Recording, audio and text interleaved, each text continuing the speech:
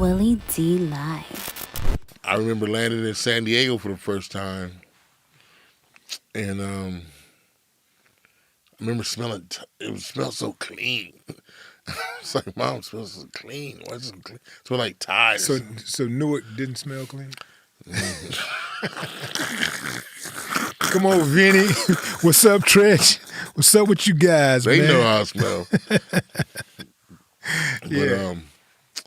But Newark was, I remember riding the train with my uncle and going over to New York, and seeing it was rough. The train was rough.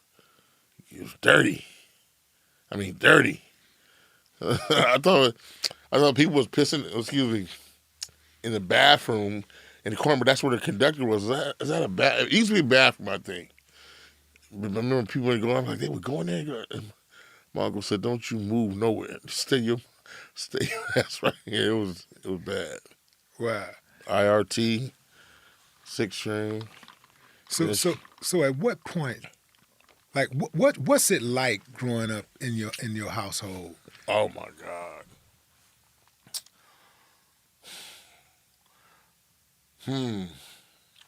First of all, we were spoiled. Me and my sister. My sister was born 72 in San Diego. And y'all were military brats. Yeah, my father was on a Kitty Hawk. Yeah. On the Navy, Yeah. right? Yeah. Kitty Hawk, and he retired on the Von Richard. That's what brought us to San Diego. But everybody in San Diego was from the Navy. Not the Navy, but the military. Marines, Navy, Army, everybody. Mm-hmm. Everybody. There were sea boxes everywhere. Did y'all live on the base or off the base? No, we lived in the neighborhood, regular neighborhood.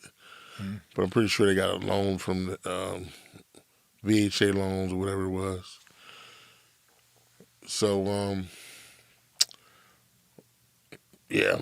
What you asked me? Growing up with my father and my mother. I grew up with my mother and father. What was that like? Like rearing a young Faizon. And did they call you Faizon, or did they call you by your? Did they call you Langston?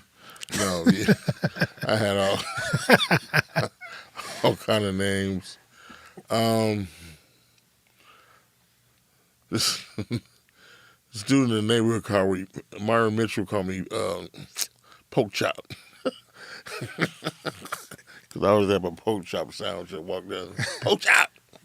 But, yeah, my father called me Tank. I'm Tank at the house. Okay. Tanky. My father passed too, so about a year ago. So my condolences, man. I was there, yeah. So strict house. Papa didn't take no mess at all. Yeah. You want to join the gang? Okay, you got to whoop my ass first. Huh. You whoop my ass, you can join the gang, because this is a gang right here. My neighborhood back then was a set, early set. So we was Bunny Boys. You know what I'm saying? How y'all come up with the name Bunny Boys, man? Hey, how y'all gonna be gangster and be bunnies? Let me tell you something, boy. Playboy. Let me tell you something, boy. Uptown. Let me tell you something. You don't want to mess with them Bunny Boys. Bunny Boys. Oh, man, listen to me. Okay. Let me tell you something, man. Treacherous. And he was like, nah. You're going to have to whip my ass first. So that was the end of your gang career? Yeah, that was pretty much like, I was still, he told, his whole theory was don't ever do anything with a bunch of anybody. So my father had his time in the streets. Him, his brother, his 2 brothers, they was notorious in New York and Savannah, Georgia. They was notorious. He was like, don't ever do anything with a bunch of niggas. I know you don't like that word, but that's what he was saying. And ever. So if you're going to be in a gang, you better be in a gang by yourself. But all these people we grew up with,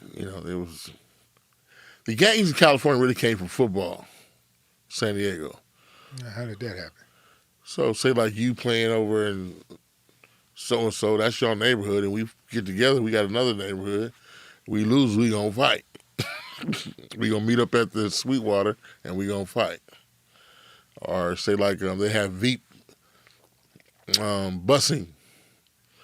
So we go to another school. This is another set. Lincoln, Morris, the East. We gonna fight. But that's when it really came. When did this comedy thing strike you? Like, when did you get into comedy, man? What sparked that? I think it was not be able to go full gang mode and them talking and then having to defend myself. Oh, you can't go up to the park? Oh, fuck you.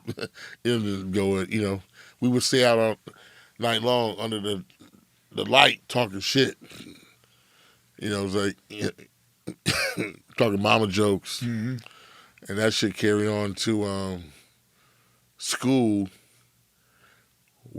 I would be waiting under the flagpole when you get to school, and that's where everybody come in, and I'd just be giving it to them. Wow. But if you give it to somebody too good, you got to fight. Right. So I was kind of always in trouble like that. But is it true that you did your first stand up at 15? 14. Really? Yeah. And where was that? It was at the Comedy Store in La Jolla.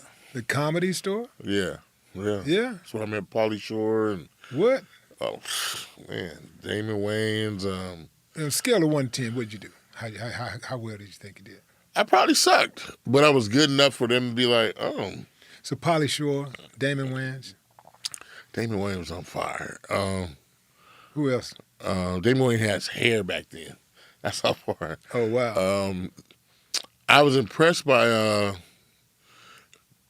Sam Kinison.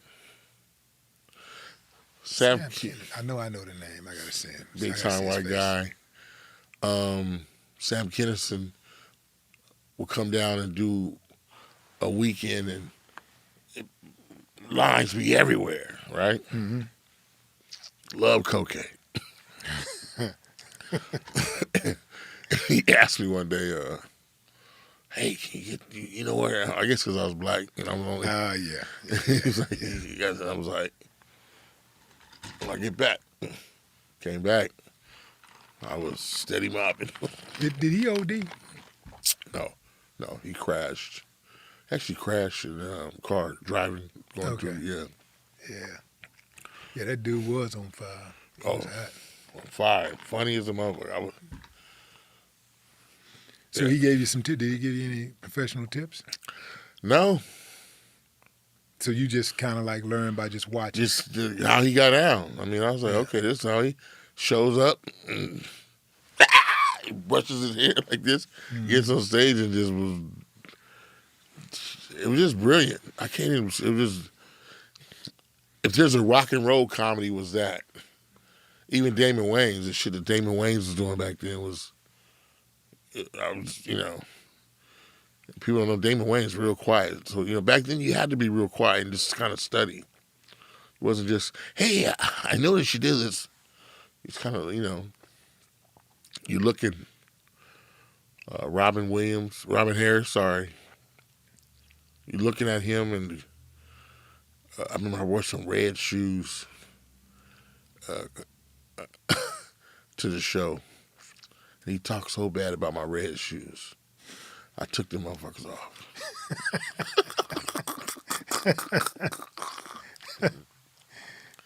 Red boots with a little 3/4 angle on them. Right. I thought I was, I'm like, yo. Woo! And I had an okay set.